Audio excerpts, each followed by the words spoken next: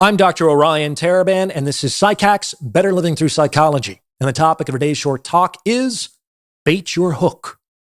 This is something we all have to do when we go fishing for relationships. Really, for any type of relationship, but it's especially important when we go fishing in the dating pools. It is necessary for both men and women to bait their hooks. Why? Because fish don't bite steel. You have to bait your hook in order to get fish to bite. And of course, different baits work on different fish, but no fish bites a naked hook. Do you understand? This is really important. Imagine you're job hunting and you come across a listing that reads, hiring for a boring task with bad pay, shitty hours, and no benefits. Please inquire within. Like, how many applications do you think that HR department is going to have to sift through? By the same token, imagine a man who goes on a date and says, there's really nothing attractive about me. I'm not very good looking, or smart, or funny, or rich, or kind, or loyal. In fact, I'm kind of ugly and dumb and humorless and cruel and selfish. I can't give you a single reason why you, or any woman really, would ever want to have a relationship with me. I'm not really good for anything. And imagine that's all true. Like, it's not some kind of weird humility display. How do you think that would go over? That's about as naked of a hook as they come. Though I suppose my hypothetical man might be trying to use pity as bait, but trust me, that never catches anything. This man is giving his date absolutely no reason to bite, and fish typically aren't going to go through the trouble of hooking themselves. I bring this up because I do a lot of conversations with successful guys these days, and a lot of them tell me that they're concerned that women are only interested in them for their money. By the same token, I've talked to a lot of very attractive women who are concerned that men are only interested in them as sexual objects. And I usually tell these people that this is an excellent problem to have. Why? Well, because for at least some of these people, their wealth or their beauty is the only reason someone might date them, which is to say, in the absence of that reason, they might be hard-pressed to find anyone to spend time with them. So at least they have that. However, this is an excellent problem for another reason. Namely, sex is phenomenal bait for men, and money is exceptional bait for women. You put the bait in the right water, and you're going to have a feeding frenzy.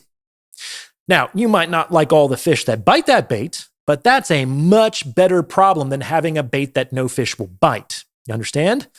You have a problem that's much further down funnel than most people, especially most men, who aren't getting any bites whatsoever. Now you might say, Orion, what's the point of using a bait that works on fish I don't want to catch? Like, I can imagine that it might actually be less frustrating to catch nothing at all than to catch the wrong fish. That's a fair point. However, I've got a couple of responses to this that you might be interested in. First and foremost, it might actually be an optimal strategy for some folks to bait their hook in such a way as to reel in a whole bunch of fish. Why? Because if you bring in a big haul, then somewhere in that haul has got to be a fish that you want to eat. Does that make sense? If a woman is posting thirst traps on Instagram, Yes, she's going to have a lot of responses from unattractive men and fuckboys. But there's also got to be at least one guy in her fan club that could be worth her time. Like, the odds would be pretty tough to bet against. By the same token, if you're a guy flashing your high-value lifestyle on the same platform, yes, you're going to get a lot of interest from gold diggers. But among those women, there's got to be at least one woman of higher character that you can potentially have a more satisfying relationship with. Why? Because booty pics also work on good men, and good women also want to fly private. So that's one way to deal with this problem. Bring in more fish and play the numbers. If good men and women are rare, then you really only increase your odds of finding one if you can get more turns at the wheel. Just be ready to work through a lot of small fry. If you're interested in taking your understanding to the next level, I would encourage you to check out the Captain's Quarters, my members-only self-improvement community. Your monthly membership will get you access to a cadre of like-minded, supportive individuals, bi-monthly group consultation sessions hosted by yours truly, and exclusive content that you won't find anywhere else. Click the link in the description for more information. Hope to see you aboard. Now, another way to avoid simply being used for money or sex is to qualify your bait. Like, if all you post are thirst traps, then guess what? You're going to attract a lot of thirsty guys. By the same token, if all you post is your yacht and your car and your jet, like, what are you, some kind of transportation czar? I mean, in any case, you're going to attract a lot of gold diggers because that's literally the only bait you're using. To prevent this from happening, you need to qualify your bait. You don't get rid of the bait. No. You just cut that bait with other offerings. Women, if you've got the booty, don't hide the booty. Men, if you've got the yacht, don't hide the yacht. Booties and yachts are great bait, and a little goes a long way. If we're talking about social media, you really only need one pic of your boat and one pic of your butt. The other pics can be used to showcase other facets of your personality and lifestyle, assuming you have them. Trust me, people will notice your ass, and people, mostly men, will notice your Porsche. You don't have to be so ham-fisted about it, because if you are, you're only going to attract the ones who are so dumb that they have to be hit over the head with it over and over and over and over again. And that's probably not what you're looking for, right? That said, you absolutely have to bait your hook with something. And listen to me closely. What you use to bait your hook probably isn't going to taste good to you. And that's okay. It doesn't have to taste good to you. It has to taste good to the fish, right? You don't put a worm on a hook because you eat worms. You put a worm on a hook because fish eat worms. Got it? The point here is that you can't dictate what fish should bite.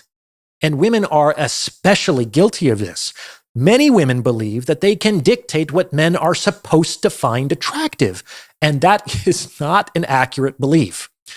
To be honest, for better or worse, there's only a few things that men consistently find attractive in women. And there are only slightly more things that women consistently find attractive in men. And so, if you want to catch fish, it's a real good idea to bait your hook with one of those things.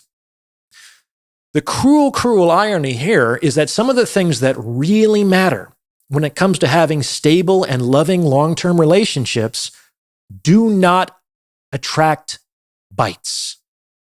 They don't. I wish it were different. I really do, but that's just the way it is. For example, kindness does not attract. It doesn't.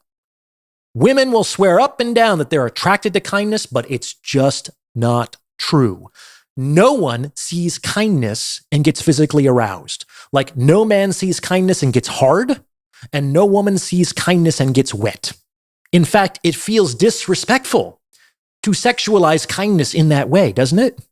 But trust me, if kindness attracted suitors, then Mother Teresa would have been surrounded by thirsty people, not hungry people. Do you understand? Kindness doesn't attract. It's a moving and ennobling quality for someone to possess, but it's not good bait. Booties and boats are much better bait.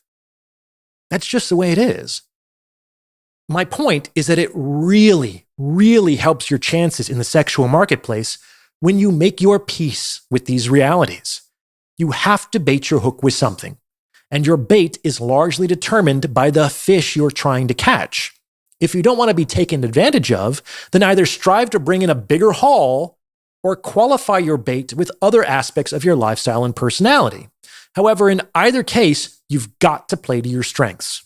People will cluck their tongues when you do, but trust me, the alternatives aren't any better. What do you think?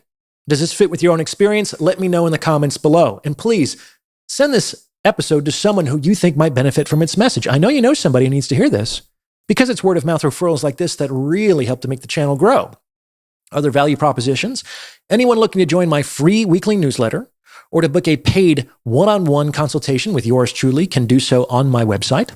There's also my best-selling book, The Value of Others, in which I explore sexual relationships, and my private community, The Captain's Quarters, where I host bi-monthly group consultation calls and Q&As with invited guests from all over the internet. It's a great group. Check us out if you're so inclined. The links to everything are in the description below. As always, I appreciate your support, and thank you for listening.